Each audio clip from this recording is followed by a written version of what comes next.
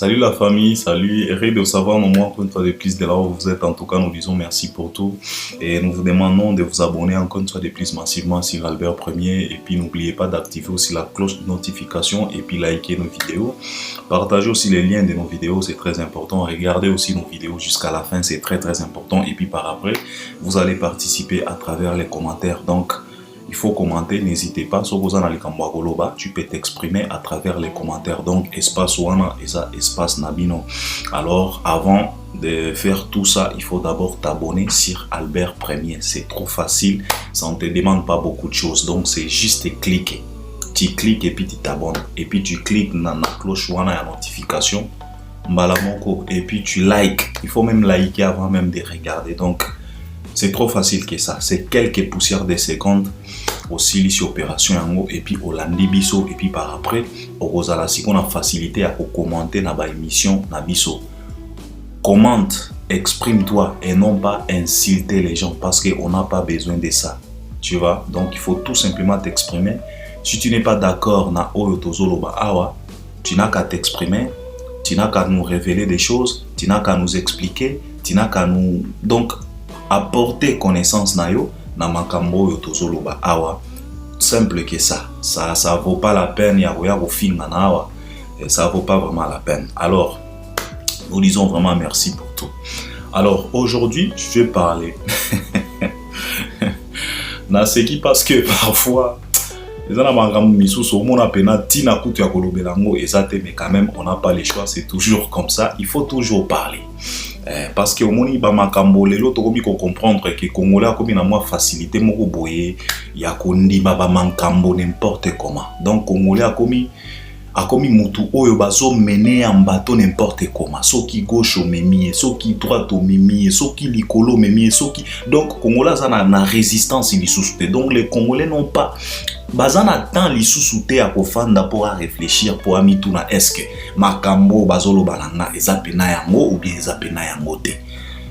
Parce que basse c'est l'équipe bouzo ba l'équipe tellement volume bouzo ba emati alors kongola komi koyoka te.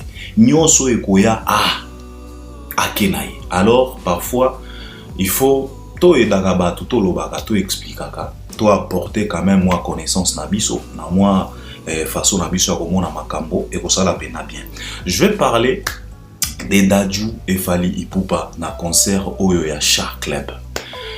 Biso to banda koyeba très bien que après concert wana ba problème ekozala kaka. Il y aura toujours des discussions, il y aura toujours des bla. Et puis c'est toujours comme ça. On n'a pas le choix et ça n'engé na biso. Congolais c'est toujours comme ça. Alors vous saviez très bien que l'artiste émissien Dadju s'est produit, je pense que c'était le vendredi si je ne me trompe pas, le vendredi ou bien le samedi, les week-end passé. À Beta qui concerne la Shark Club, concert où on a vraiment tout félicité parce que c'était plein, en tout cas c'était vraiment plein. Et puis ça là qui m'a playback naé et puis Batouba Yemba qui c'était vraiment la fête. La fête était au rendez-vous parce que les fanatiques étaient là, ils ont chanté avec l'artiste et puis il y avait aussi la présence d'Inonsbi, lui aussi il a presté Nzembonae, il y a même si je ne me trompe pas, en tout cas il a chanté avec les fanatiques malgré que les fanatiques mais sous basala qui na moi bala qui ça moi mécontentement concernant et dans Inonsbi Alingi Amatata Moba annoncé je pense. Mais c'est normal parce que ça fait quand même un moment ils n'ont subi na évité ce qu'on a en conflit parce que ba conflit en biso peto comprendre kangote parce que comme on a mutumoko kaka yende alila kaka yende alobaka kaka l'autre a répondra yete akipaka yete moi je sais pas si je peux dire que bazana conflit na Fally parce que jamais na tikala comme on a Fally zoleka zolobela makambo ya petit wana donc c'est comme ça. Il a presté et puis par après, Fally Ayeko presté Nzembo ya un coup na Dadju. Alors c'est là où maintenant les problèmes commencent. Comme Tolobara toujours awa, que nyonso ya Fally ezalaka toujours makambo, ezalaka toujours problème. Donc il y a mouké à Fally ezalaka te. Et c'est la raison pour laquelle na titre Botali ndenge na komi Fally la vraie star au vrai sens du mot. Alors, je vais maintenant développer et je vais expliquer ça. Pourquoi j'ai dit Fally, c'est la vraie star au vrai sens du mot. Vous savez bandeko, et surtout émission Oyo, eza pona ba warrior, donc ba fanatique à Fally. Boyo kapena malam. Parce que je sais très bien que ça choque, ça fait mal ya romona artiste nabino azalaka toujours sujet du jour. Kombo naye ezalaka toujours na mino kwa batu. Oye mo wayemba na nzembo naye ya message, bolamukaka na kombo nanga, boliaka na kombo nanga, bomataka na bambeto na bino na kombo nanga. Botikanga tranquille, parce que lui aussi il a revendiqué. Lui aussi il a compris que non, quand même trop c'est trop. Otolobaga en anglais, naf is enough. Mais quand même les warriors, moi je voulais vous dire tout simplement que c'est ça, et seulement ça qui prouve que Fally, c'est une vraie star au vrai sens du mot. Alors, les fanatiques de Fally, et lui-même Fally, na entourage naye, na batu naye, il faut beau encaisser ça. Donc il faut accepter ça, il faut vous habituer à ça. Parce que le mec, c'est une star. Au vrai sens du mot. Soki balobi pena, star. C'est ça. Oyo tokomi komona na Fally Ipupa. Vous savez, le mec n'était pas là. Il était en Europe. Qui ça, c'est ça qui n'a pas calme. Et ça là qui calme, il n'y avait pas de problème. Il y a pas d'actualité moko forcé. Mais c'était calme. Mais quand le mec est venu, Makamboui baby, biso moko tozomona depuis que Fally est venu, tango ka ba moni na podium wana na daju, problème sur problème. Et même quand il n'était pas là, il y avait toujours des problèmes. Oh ba kabouya, oh ba donc tout tourne autour de lui. Ezala ba fake news, ezala ba real news, ezala donc tout tourne autour de lui. C'est ça être star. Alors les warriors, il faut encaisser. Et ça la rabino pas cité. Bosepe la kande. Donc à travers ça, il faut vous focaliser encore une fois de plus na artiste nabino. Beaucoup misaye li sous star des stars. Et que ça la peine bien. Et beaucoup misaye star des stars à travers quoi? Et non pas à travers Oswana. Et non pas à travers Ofinga. Et non pas à travers la discussion à Pambala Pambala. Non. À travers les chiffres. Fally à cause de la star kaka à travers les chiffres. Et non pas à travers blablabla, et non pas à travers beauté nae, et non pas à travers bilamba, et non pas à travers montre, et non pas, non. C'est seulement à travers les chiffres.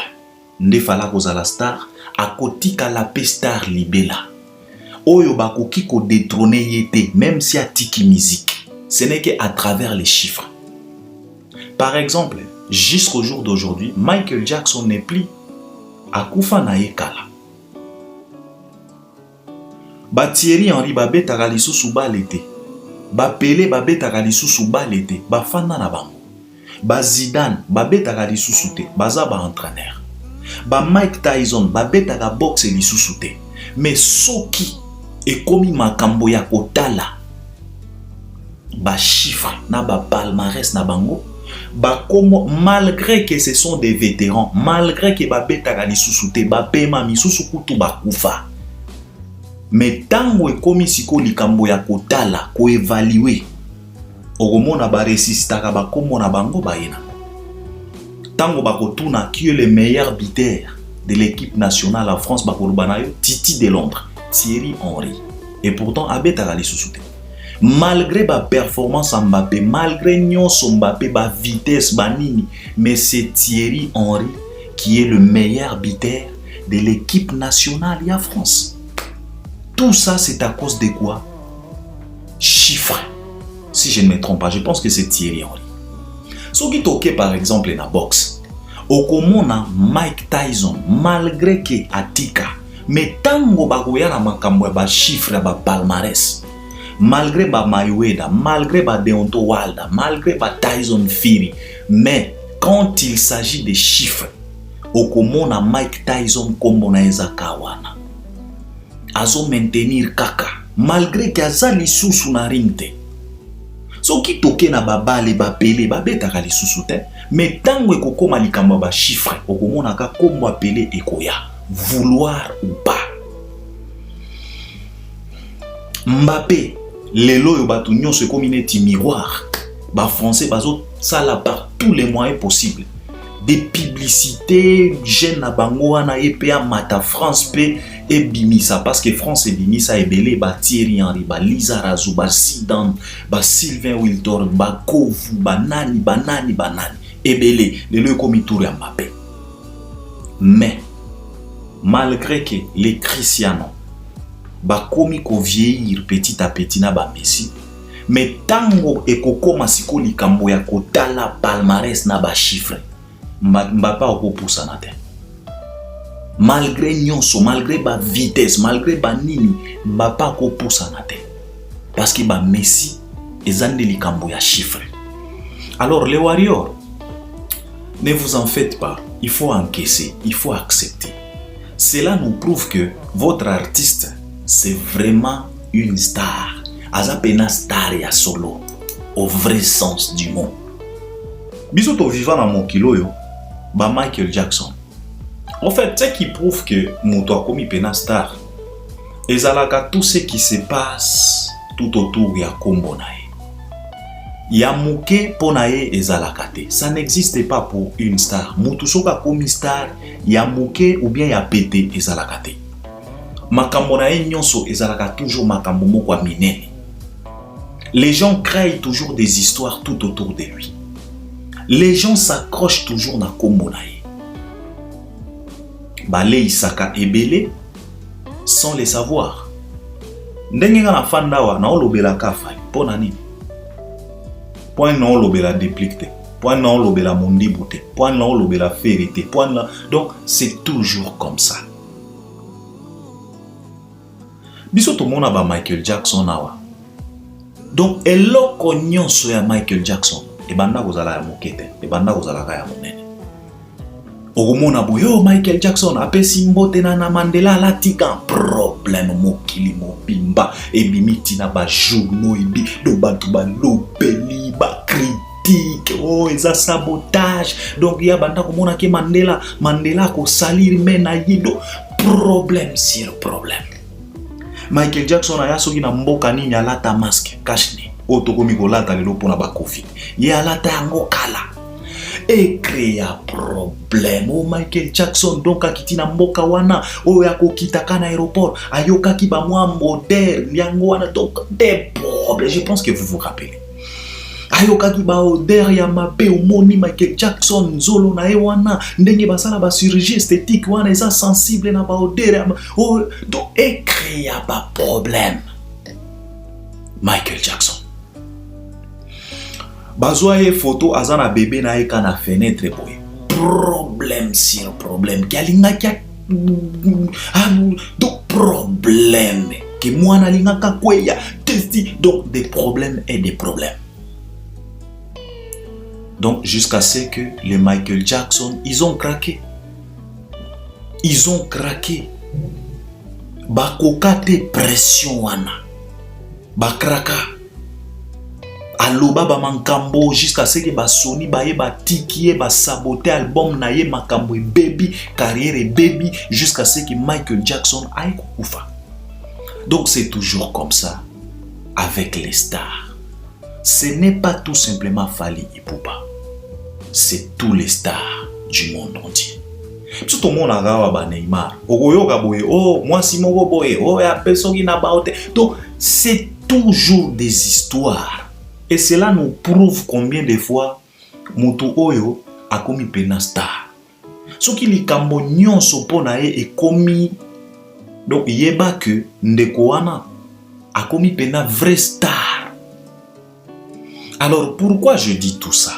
C'est parce que Fally Amati na podium ya Daju alingi a presté nzembo na Daju. Bayambani bapesani mbote. Biso nyonso toyebi très bien. Daju banda kola ta bague, peut-être Fally pe banda kola ta bague parce que Fally aola ta bague moko boya ba Jaguaro bague Jaguaro a somba kiwana. C'est très normal que tango ba pesa moni bino nyoso bolati ba bag tango pesa ni mbote tango bozo bag parce que Dadju ça la misapi ya Mickey Dadju ça la misapi minene te bo tala bien ya ko pesa na mbote tango ba se relâcher bag ya Dadju etikali na maboko ya Fally il a senti qu'il a quelque chose na maboko na ye mbala moko il a vite compris azongis il n'a pas même regardé que au sentir eloko moko boye otali soki ndenge te asanta kamwa eloko et puis azongisi Dadju atikali ya kokamwa wana ekomi problème donc je ne voulais pas même parler de ça mais quand même je suis obligé de parler. Je suis obligé de parler parce qu'il y a certains warriors qui regrettent mingi balobi que mais ça c'est quel genre ya busoba oyo Kongola kominango, quel genre ya bassesse au Kongola kominango. Mais quand même les warriors, il faut accepter, il faut encaisser. C'est comme ça. Votre artiste aza penasta. Nyonso yaye et ozalaka bongo. Donc préparez-vous en conséquence. C'est toujours comme ça. Ça sera toujours comme ça avec lui. D'ailleurs, on a zolo banabino soki boza pena mayele. Pour que Fally a craqué te. Bo matisa pression lisusu. Donc bo télécharger, bo somba, bo vimbi sa ba chiffre naye. Azala toujours likolo. Et osala bien. Bag etikali na maboko Fally azongeseli Dadju bag problème. Na landi lobby émission à Vincent Chiluizi na serviteur dédié na biso Denis Lessi. Na seka kipena. Je voulais tout simplement dire ceci. Na au contredire prophète na biso te parce que doit quand même du respect parce que la Bible nous a déclaré. Ce n'est pas à nous de les juger. Yemoko nzambe abenga bango po basalela e ako juger bango. Mais biso ezaka critique comme lui-même Denis Lessi critique souvent gouvernement maso ezoleka. Tikanga pena critiquer. Omoni prophète makambo nyonso elekaka na mokilo yo ezalaka spirituel te. Ezalaka pe na makambo moko normal. Il fallait pas tozwaka makambo nyonso na degré moko boye ya spiritualité. C'est bien. Spiritualité eza c'est bien parce que ndenge yo moko lobi ba Fally ba grand ba baza ba grand esprit moko boye ba Dadju tout ça mais quand même je ne pense pas que likambo eleka kiwana eza makamba spirituel o koloba ke non fala linga ki approuver la kisake non à santa il n'a rien senti eza makambo ya ba spiritualité te c'est normal oko pesa mbote d'ailleurs c'est la chance et so ki bagwana ekoya kinase biso toyebi te valeur a bagwana parce que ba bago ba Fally bazolata biso nyos to monaki tango fala sombi baga ya Jaguar wana maître Gims ye pa kimambangwa ke ko somba yango donc baza ba bag moko ba valeur moko ko sakana te eza ba bag ke ba bago lokoti soki wapino soki kweya kinase il y avait toujours des bateaux tout autour ya podium wana il y avait toujours bateau bazala ki likolo à podium wana. D'ailleurs, on doit dire merci quand même à Fally parce qu'il a senti quelque chose. So gazala ki na réflexion wana peut-être alinga ki a boa kayango parce que lui abanda ko foncer pour que koyemba na public mais il a senti quand même yana eloko moko boy. Et bon so ka santa ki puis a relâché peut-être alinga ka kanisa peut-être ça ba fil peut-être ba micro peut-être je ne sais pas. Parce que toyebi valeur à bagwana te. Alors apôtre soki pasteur Denis Lessi. Non, moi je pense que eza makambo ya ba spiritualité te. Ce n'est que normal. Eza geste, eza circonstance moko très normal. Et comme elaka biso nyonso. Boko la taba bag boye opesi mbote bag ekangami. Boko ekangami se frotter ekangami tango zo sala boye tango bag ekwe, c'est normal. C'est très normal. Même na ba montre boyo ba montre ça na ba fermeture ça peut arriver à n'importe quel moment et puis il faut savoir que Dadju il avait déjà transpiré. Il transpirait les mecs parce qu'il avait déjà chanté quelques morceaux. Les mecs transpiraient. Alors imaginez-vous quand il transpire bag, il y a une facilité à kolongwa parce qu'il misapi ça déjà et au transpire ça déjà na basueur. C'est très normal bag et longwa parce que dadjo ça na misapi mo wa mike. C'est très normal, le mec transpirait, il transpirait déjà. Fali ayaki ndekoya, il était frais. Mais dadjo transpirait déjà. C'est très normal que bag ait glissé. Mais oh yaba dénilé c'est comme ça qui va spirituel, comme il va fali ba tu vas non mais non, arrête un peu avec ça. Notre pasteur, notre serviteur de Dieu, c'est bien kota la makambo nyonso na ba degré spirituel, mais quand même ezalaka na makambo o ezalaka normal na mokili nzambe. Nyonso tokoki kokomisa ngo spiritualité. C'est très normal. Lelo comme il fallait linga ki abenda, fallait linga ki ibabag. Mais moi je vous pose quand même la question de savoir, est-ce que bino bota la gade babag falo alata? Maître Gims afanda na François. Mais tant mona bag ya Jaguar fali wana ye pake kosombango. Bino bobo sani babag fala la ta. Babag ya ba plus de 40 000. Fala la ta lo pango. Omoni lobo wa fali nengo mona lobo wa fali. Avant-hier wana lobaki na bino ke na lobo wa fali fala la ta existence à Charlie Prince Mobimba depuis abotama tilelo fala la ta ngo na loboko. Soko sangisi montre, osangisi bag, osangisi bracelet. Existence à Charlie Prince Mobimba. Donc, depuis abotama, mbongo nyonso ba dépensa na vie na ye. Tinenga za lelo na ba plus de 50 d'années. Fala la taka vie na ye. Donc, existence na ye Mobimba. Fala la taka ngona loboko.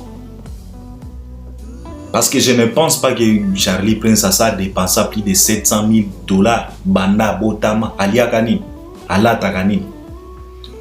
Mais ba fali ba lataka ba existence ya bato pe no moni moto alati pe na existence ya moto na loboko bando botama tilelo nyonso ba dépensa pona yo nyonso lia na bilamba basangisi ba dépense ba salela yo na kibo moto na yo tilelo basangisi mbongo wana fala olata ngo na loboko.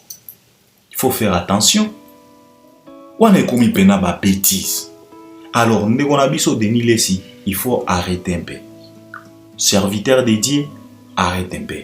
Toyebi très bien que baza batu oyo baza na ba niveau moko boye spiritualité pe koki ko sala, mais je pense que badaju baza na mamankambo wana te. Baza na mamankambo wana te ke daju fali peut-être santa peut-être bandoki baza na te. Et ya makambo bandoki te. Betande musique na yo. Omoni soko beti musique daju asala ba musique na ya bien, azana ba tube, ba morceau na ye. Ache microbe batu bayembi ezo senga ba spiritualité te ezo senga ka travail. Il faut se donner, il faut travailler. Omoni soki ba spiritualité nde batu nyonso lelo bazane ti ba fali, mais je ne pense pas que eza makamba ba spirituel, non, eza kaka eloko eye, c'est très normal. Et les cas qui n'engagent wana na lobi na yo awa dadjo azaki déjà ko transpirer na maboko parce que soko simi micro pendant longtemps chaleur ezalaki wana eza na mai, même micro ekomi ko glisser. Donc tu transpires, bag eko longwa facilement. D'ailleurs heureusement elongwe na maboko afali, soko elongwa ki na maboko ya Jomoko. Parce que dadjo il était là gentil, ao matsabatu na ba podium, azwaki même ndeko na biso handicapé wana matisier na podium, et alors so na geste wana, so ki bag ekweyaki na se. Ilinga ki ezala nene. Ndelelo tozolo bakeno ba ibi dadju bag na kisasa, soli pena. Mais heureusement, elongwe ekwe na maboko ya ndeko na efali. Il a senti quelque chose, azo atala ki kutute, il n'a pas eu même le temps, ba image zawana. Azongisa ye azo file kuna po akeko yemba. Ake ko savourer un coup na public. Dadju akamwe. Na yoki ba interprétation ya batu misusu ki dadju akamwe. Mais dadju akamwe kaka. Dadju c'est sa façon d'être. Akamwe kaka. Bota la clip à un coup. Tango petit momi na parti o dadju ayembaka. Tango fi wana azo toucher na menton na ye awa. Dadju akamwe kaka. Il est toujours comme ça, même na ba clip na ye dadju akamwe kaka. Azana façon na ndenge moko akamwe laka afungoli mwa monoko boy. C'est toujours comme ça, dadju il est toujours comme ça. Akamwa kakaka. Nalobi ko kamwa obo moni na podium wana botala yango même na clip à un coup. Akamwa kandengwana tango petit momi wana zo yemba parti a toucher na menton na ya. Dadju akamwa kakaka. Il est toujours comme ça. Donc ça ne sert à rien bato ba komi ko créer ba mankambo tout ça non tout autour ya bag so kindenge nini ba émission non. Alors les warriors oyo nyonso ezola kisabino que Fally a komi pena star des stars parce que ba komi ko créer du n'importe quoi tout autour ya kombo naye. Alors saisissez l'opportunité, bo exploser, télécharger, bo vimbi sa sikoyo ba chiffre. Pour akoma pena star des stars. Oyo nyonso eza ba signe ezola kisabiso ke ndeko oyo aza pena star vrai. Au vrai sens du mot. Ndenge na komi na titre. Donc moi aussi je voulais expliquer ça. En tout cas je ne voulais pas parler de ça mais je suis obligé de le faire. Mais quand même nasali yango pona bino ba fanatique a Fally. Et soit kabino te et ça la kutu bino plaisir. Oyo ezola kisabiso ke non en tout cas Fally kaka yemo wazalaki wana ta inosbi pe azalaki wana. Mais ba histoire ebimite pona inosbi. Bato basali ba émission te pona inosbi. Bazo le lobela kaka vite fait et inosbi après qui bien vraiment ba passer na bango. Mais tango ekokoma ka Fally problème. Problème sur problème. Donc les warriors et ça la rabino pas cité. Il faut encaisser, il faut assumer. C'est toujours comme ça. Si tu es derrière artiste oyo, azana puissance, c'est toujours comme ça. Bako critica kaye kaka, bako jalousa kaye kaka. Donc c'est très normal. Et que ça ne vous choque pas, et que ça ne vous dérange pas. Au contraire, ça doit vous encourager encore une fois de plus. Donc ça doit vous donner de l'énergie encore une fois de plus. Ça doit vous poumonner encore une fois de plus pour bo kelibosu, bo streamer, bo somba, bo tala. D'ici là, les 17, je pense, clip Ekobima. Il y a santé. Préparez-vous en conséquence. Préparez-vous en conséquence. Donc, vous exploser ma vie. Parce que vous savez très bien que votre artiste a ça Google Ads. Google Ads nae eza les warriors. Alors, bon là qui ça y est. Bon prouver le contraire. Donc, les warriors, parce que Nathalie Bato Ebele, c'est pelité, bazo qualifié, mankambo, mokwa buzoba, non. Ce n'est pas Bouzoba. Eza ba signe. O ezo la kisake non. L'artiste, c'est vraiment une star. Aza pena star ya star. Vrai star. Au vrai sens du mot. Parce que c'est toujours comme ça. Ba star nyonso. Eza la kabongo. Tomona ba Ronaldinho. Ba problème sur problème. Ba tout nyonso. Ba Zidane. Tout ça. Jusqu'à ce que Misusu. Ba krakaka. Tomona ba Zidane. En plein match à Coupe du Monde finale. Zidane, il a craqué. Il a craqué pourquoi? Parce que Matarazzi, si je ne me trompe pas, si c'est Matarazzi, abanda ko critiquer, abanda ko critiquer na terrain, abanda ko provoquer. Pourquoi? Parce qu'il était star. Na match wana, on regardait que Zidane. Mais Matarazzi babanda ko yeba que c'est lui la star na match oyo. Alors basali ba moi kabal na bango balobino, il faut les provoquer parce que babanda ko yeba faiblesse à Zidane parce que banda ko beta na Italie banda ko yeba très bien na ba Juve kuna ke no Zidane asilika kambango mbango donc yo ko provoquer kaka na maloba o banda ko relâcher ba mo o e ko jusqu'à ce que ba gagner à Paris na bango. Zidane il a craqué à beta moto rouge pas France et Longwa. Donc les stars c'est toujours comme ça, il y a toujours de ces attaques, il y a toujours de ces combats. Alors c'est à vous maintenant les fanatiques de lui rendre fort. Parce que tango bazo attaquer azomona ba chiffre na ezo matakaka et ko soulager makasi. Ako fanda na calme, ako comprendre vite fait que non malgré ba attaque mais ba fanatique nanga bazawa na présent. Vous êtes les seuls Google Ads à l'artiste Fally Ipupa. Alors prouvez-lui. Prouve-lui les 17. Bon prouvez-y. Seul Google Ads au Fala Salelaka ezaka les warriors. Prouve-lui.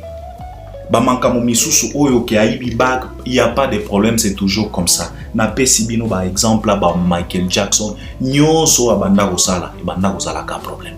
Jusqu'à ce que Michael Jackson a kraka nae. Atika mokilo yo akufa. On ne souhaite pas chez Fally Ipupa parce qu'on les félicite d'abord parce qu'ils ont un banner moko solide. Ce n'est pas du tout évident et c'est pas donné à tout le monde. Qu'on a un banner solide parce que tout le monde a un artiste na biso ba kofi ba krakaka. Ko le laka toujours na ba plateau. ye wana komi kolela na ba Abidjan o ba matisi na podium soki 6h tuki na osa la même analyse pour tolobela makambo wana. En tout cas to félicitaka quand même Fally Ipupa na.